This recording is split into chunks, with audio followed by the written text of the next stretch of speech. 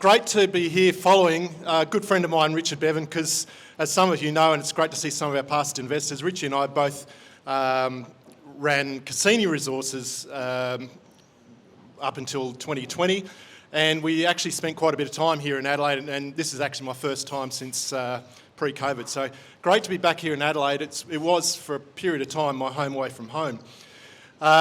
So Caspin was born out of Caspin Resources, so that's the segue.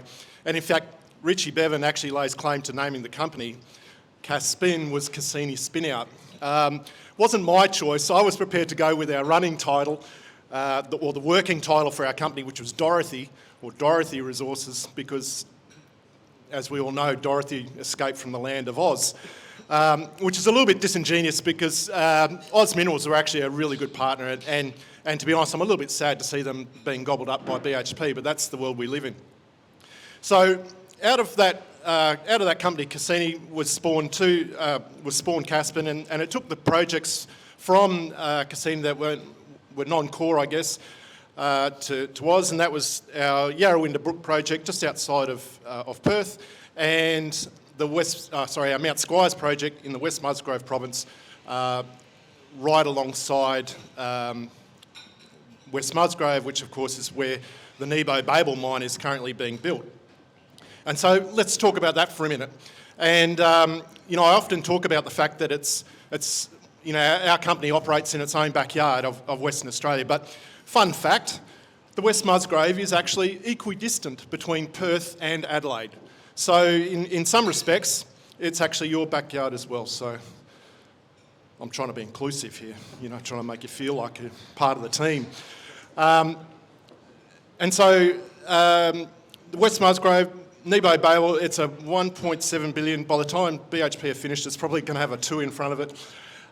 Massive development, only 10 kilometres from our tenement boundary. And so naturally, we're out there exploring for nickel and copper sulphide in a region that's hardly had any exploration and hardly any modern exploration for those commodities.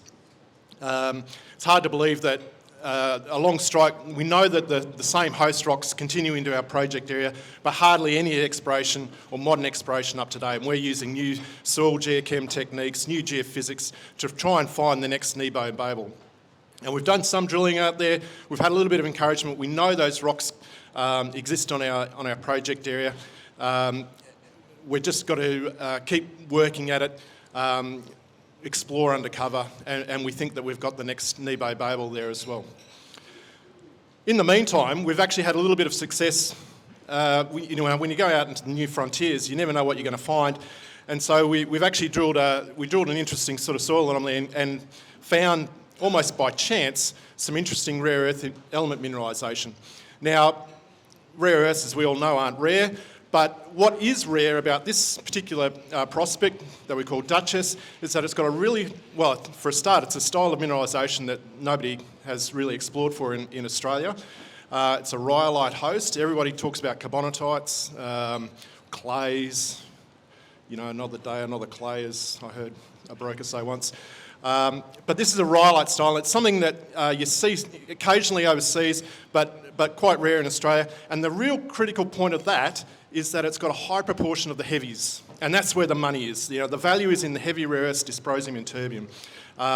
And we see a high proportion of those metals, up to 70% in our total rare earth oxide. And so that's a really interesting opportunity. I don't know if we're ever going to build a rare earth mine. History is littered with horror stories on that front, but I think it's a really interesting value proposition for our shareholders that provides a bit of optionality for us. And so we're going to explore, we'll continue to explore for that as well. We've got a little bit of early stage network just to prove that we don't have anything exotic on that in that style of mineralisation. So fantastic opportunity there. There's a bit of gold mineralisation kicking around as well. I think the same mineralising system that's depositing rare earths is also depositing gold. It's one of those rare projects that is prospective for so many different commodities. There's only a handful of these kind of exploration projects in Australia. Great opportunity. And then, of course, we've got our Yarawindah Brook Project just on the doorstep of Perth. what's colloquially called the West Yilgarn. Everybody knows the Chalice story. They've been beaten up a fair bit. That is still one of the great success story or exploration success stories in recent time. And funnily enough, those poor Chalice guys are going through a similar story that what Richie and I had to deal with when we took the Nebo-Babel project through a scoping study.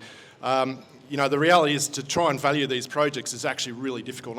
I would guess that there's probably only a handful of people in Australia who can actually value that project appropriately.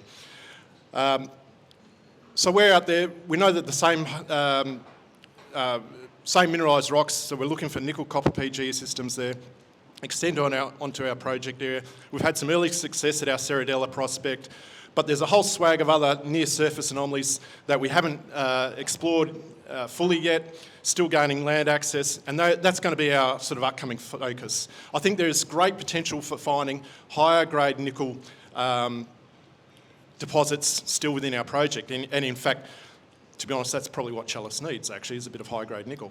So I think that their current situation doesn't do us any harm at all, and of course, Chalice are our major shareholder. So interesting little dynamic, and so that's that's part of the key for Caspin. We've got a really interesting share register, very competent board. You could say that all of a sudden, geez, Greg, what are you? Nickel, copper, PGE, rare earths, and as Evie alluded to before, we've got conceptual prospectivity for lithium.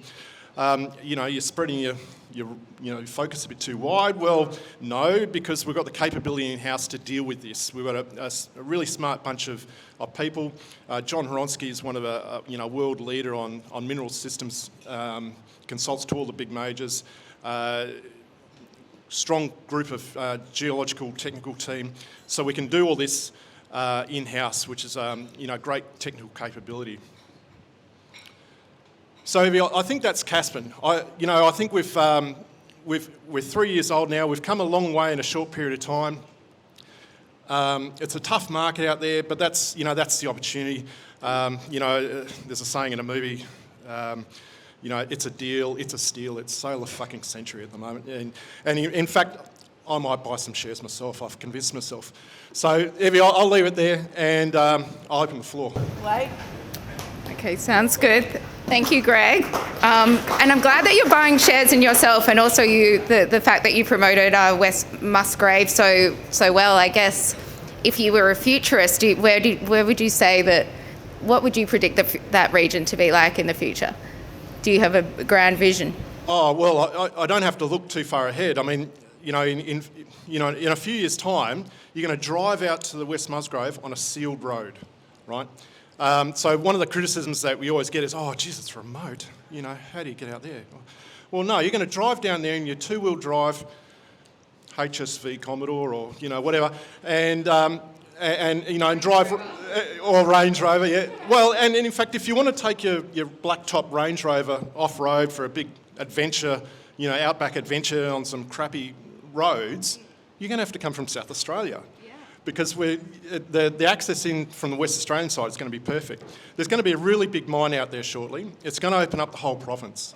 And I dare say probably in a few years' time, we won't just be looking at one big hole in the ground. I think there'll be a second development project underway as well. It might be on BHP's ground. It might not be. But it's an underexplored province and a huge amount of opportunity. World's our oyster. Love it.